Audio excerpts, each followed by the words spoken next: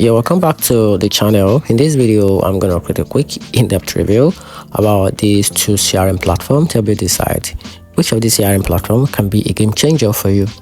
So let's dive into it. Talking about Zendesk. Zendesk is perfect for business focused on customer service. It offers powerful ticket management, automation, and multi-channel support, making it great for handling large volume of client requests. However, it can be expensive and a bit complex for smaller teams that just want a simple CRM.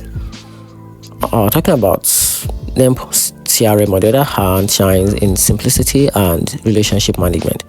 It combines social media, email, contact into an easy-to-use dashboard, ideal for small teams and still driving workflow. But it lacks Zendesk advanced support tools, which make it no-go area around Zendesk.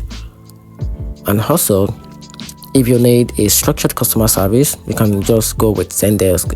And if you want an easy, affordable CRM for sales and networking, Nimble is the smarter pick in the aspect. And that's it. Hope you find the video helpful. Turn on the notification button and subscribe for more review.